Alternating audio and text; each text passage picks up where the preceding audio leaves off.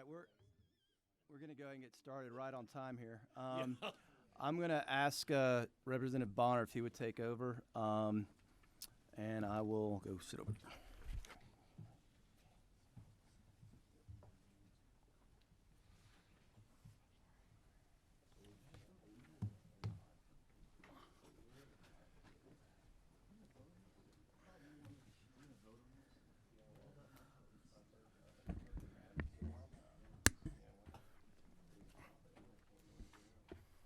Question the constitutionality of this bill. Yeah. You good? All right. No? Thank you, sir. So after the bill hit the public, I guess we have gotten a lot of feedback, and where some things were brought to my attention, and a lot of things were discussed. Not a whole lot has changed in this bill from when this committee last saw it. Let me go over some of those changes, and then there are a few changes that we'll just go over these changes, and then we can talk about them. And I am gonna today, for the benefit of the chairman and the members, I'm hoping that we can move this bill favorably, recommend it to the Ways and Means Committee, as we are on today, day 22, and this bill has to also go through that process before it can go to rules. So the first thing that was done to the bill is there were a couple of just grammatical type issues where there were things like elector and auditor, where we just made that consistent. So you'll see that in the bill. Another kind of irregularity was in some references it was called taxpayer, and in some it was production company. So that has been changed to production company uniformly throughout the language. There was a lot of discussion in the committee about the major sporting events language, and I felt that the best thing to do in that regard was to very strictly limit it. And so you'll see in the bill that it limits it to just strictly events that occur in 2026. So we're talking about the World Cup and the IBC. Additionally, Representative Moore came to the committee with language to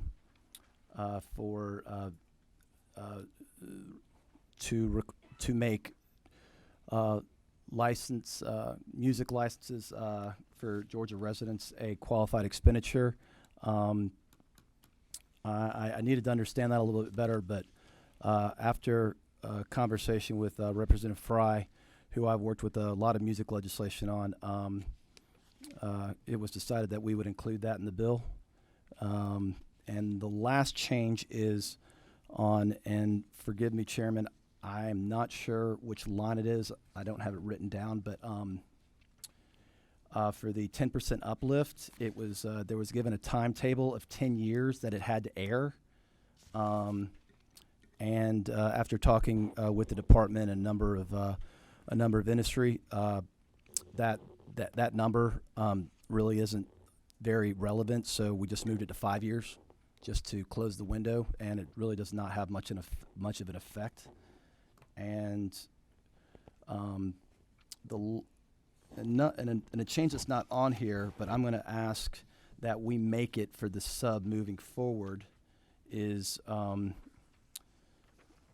line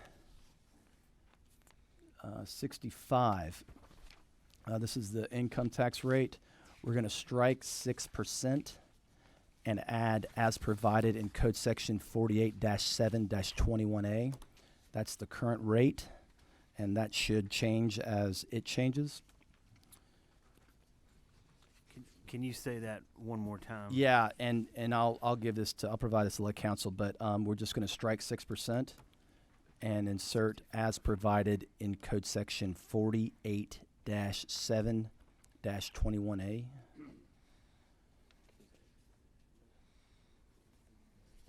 And with that, Chairman, That is, oh, no, I'm sorry, there's one more change. On line 290, where it says conduct or cause to be conducted a full audit for each tax credit. There was a little concern there that a full audit could be construed to be a full audit, where in some cases there's going to be a sampling method exercised. So we're gonna strike a and full, and just say the word an, so to be conducted an audit for each tax credit, and that should remedy that issue. So with that, Chairman, I will stand for questions. All right. Any questions for the sponsor? Chairman Dollar. Chairman Dollar, just, I was talking to the council here, and he may be able to correct me, but you're referring to corporate tax rate. Is it possible that this tax rate could go against individuals depending on the structure of the, could they be a place where it would go against an individual, LLC, et cetera? You may just want to work with Mr. Travis to make sure that you refer to this or this in terms of tax rate. Okay, we can do that. It was an individual tax rate may apply if it's an LLC. We can do that. This was language that came from DOR, but I'm happy to look at that and to look at that. No, is it possible that these taxes could be, I mean, the rates are the same now. In the future, they may or may not be. Yeah, John Foster with the Department of Revenue. Since the rates right John, now are the John, same. Hey, if you could you come to a mic so we can? Let's scoot over. Just scoot that chair around. Oh, okay. Well, then leave it there.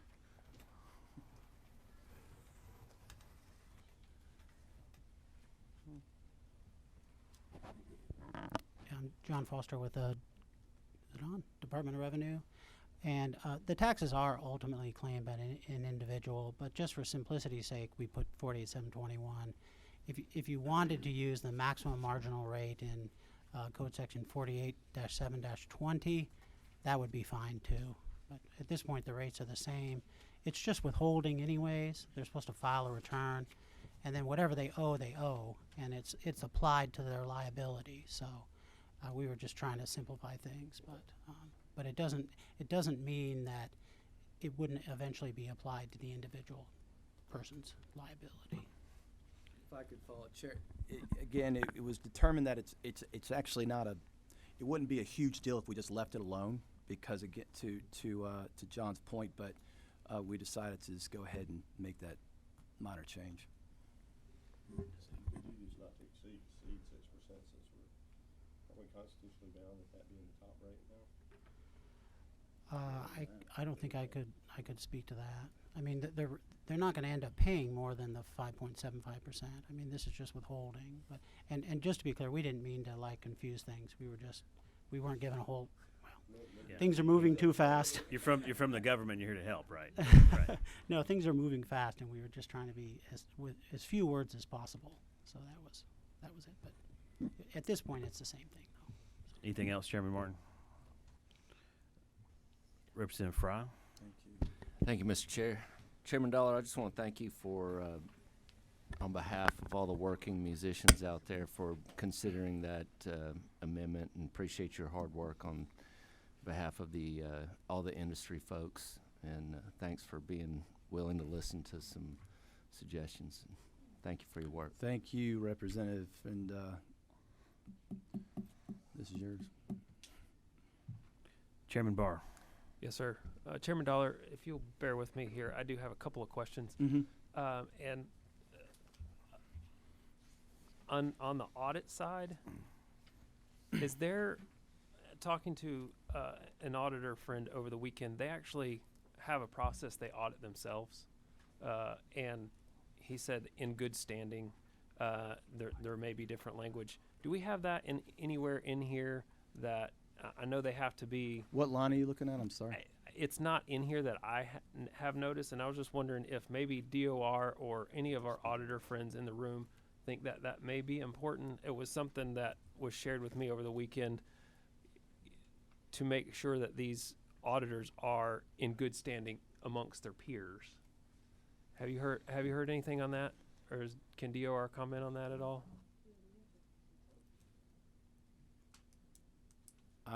Okay, we'll we'll let that lie then. I just was interested if anyone Yeah, had mentioned lead that. council, because this is sounding familiar, and you know, I will echo that things are moving fast, so I didn't want to speak out of turn, but in 298, yeah, you have to, an auditor would have to maintain its registration with the Georgia State Board of Accountancy. Right. And I think that whatever you're referencing would be applicable to having to be on that registry.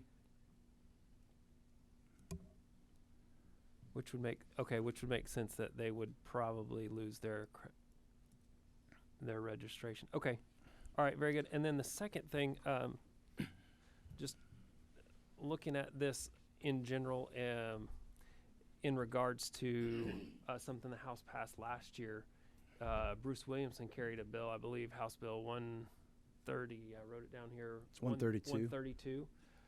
To be able to transfer the tax credit for a parent company that it would be using it inside the state of Georgia. Seems like it'd be win for the folks in Georgia, and I know it would be late to offer any kind of amendment, but just to make the committee aware that this would be something that I think would be important as we move forward to at least look at when we talk about this. If a company has a subsidiary that's here in Georgia, that instead of having, once they use it up in one company, that they would be able to transfer that over to a parent company also in Georgia, and keep those dollars here, would be an advantage, which we did pass out of the House, and it has seemed to stall in the Senate. Just to bring our attention to that, I think that's a worthwhile thing for us to look at. But appreciate all your work on this. I know it's been consuming for the last few months. Thank you very much. Thank you, Chairman Barr. And I'm very familiar with the legislation you're referencing, and that's a measure that I did vote for. I just felt that that is a large enough standalone policy issue that it probably didn't need to be included in this bill, as that is again a larger. It is a pretty substantial, I would say, policy decision. Yeah. Chairman Belton. Thank you, Chairman. I want to make I want to thank you for putting the World Cup language, especially into this discussion. I really think it's again, I've traveled internationally for decades, and it's just hard to underestimate the value of the World Cup as a venue. It's probably bigger than 17 Super Bowls. Just in one event. It's a once every 4 years. Most countries, all they play is soccer. They don't play any other sport. Soccer is the sport that they have Olympics and that sort of thing. But most countries, all they really care about is soccer or football, as they call it. And I just appreciate you putting in that language. I think the value we would get out of this is just inestimable, really. Thank you. Thank you, Captain. That is an issue that drew a lot of attention from this committee, and I think the easier thing would have been to take it out, but I do feel that is a definitely a worthwhile thing for the state of Georgia to pursue aggressively. So that's why we tightened it up to limit it to that single event. And isn't it true, if it could follow up, Mr. Chairman, that a lot of other cities are desperately trying to get this coup, that especially for the networking, for the broadcasting. There are many other cities who want this, and we're going to have to really have a good proposal in order to attract that. I think you're absolutely right. Thank you.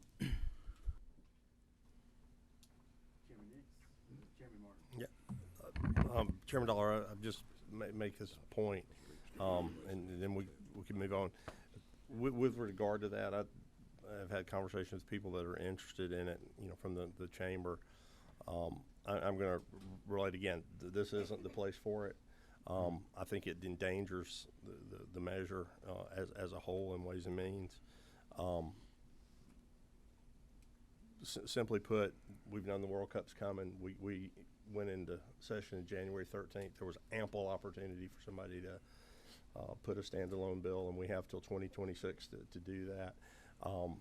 This bill is supposed to be about tightening up these credits, and we're putting something in that makes it larger. I know you're trying to work with a lot of things, and you need to keep the measure going, but that on its face is enough, to complicate the issue. I don't disagree with Chairman Belton in terms of it being a worthy policy discussion. It's just when you tie it up in order to tighten the audit procedures around a tax credit that appears to be working for Georgia, but we want to be accountable to people. And oh, by the way, to get that accountability, you have to agree to something else. It's not exactly ideal. That's a fair statement, and I think that I don't disagree with you. I would ask that you bear with me, and if we need to if we need to alter it in Ways and Means, and that's the will of that committee, then so be it. But I would like to see the committee move forward with the language as it is today. Representative Williams. Thank you, Mr. Chairman. Almost hate to hit my button in this meeting. There's so many chairmen, I'm the only one don't get called chairman. It's kind of rough, boy. I'll tell you. Yep, that's a good point. Chairman of Liberty County Delegation. Thank you, Chairman. I was kind of reluctant to move on this bill, Chairman Dollar, until we hadn't heard from my friend Representative Dukes. I thought that Albany might make a run for the World Cup. Want to be fair now. Yes, sir. Thank you, sir. Thank you for your help in co-sponsoring this, Representative. Representative Dudgeon. Oh, excuse me, Chokus. Sorry. Watch it. Sorry.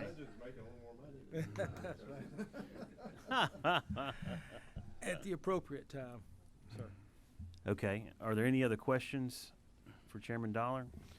So where we are right now, Chairman Dollar, as I understand, we have an amendment that would amend lines 65, 66, and 290. And so we would need to vote on that amendment first before we voted on the bill as amended. So I'll make a motion to approve the amendment. Just as a point of order, you have a motion and a second for the bill. That's where we're at. Either the amendment. he just said that at the appropriate time he would like to make a motion. Just, Just as a point of order, I think one needs to get a motion on the bill and then amend that motion. That's correct. There's a point of order, Mr. okay. That's understand. correct. Okay. To get the order correct. That's All right. So what is your Motion to move the bill. motion to move the bill? Second. Any discussion?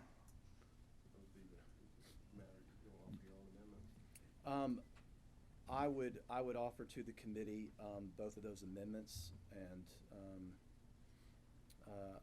I'm not exactly sure if we can do them at one time or if we need to do them individually. I would like to request though that we pass this as a substitute, which I believe we can do. We have to do amendments or approve, that's how. Yep. Just not as a sub as amended, but just as a clean substitute. All right. So first we need to accept the amended language, which we have a Motion. A motion. To accept the amended language. and a second. Yes. All those in favor say aye. Any? Get the attorney to read back so we know exactly what we're doing. Okay. Okay, we talked about amend line 65.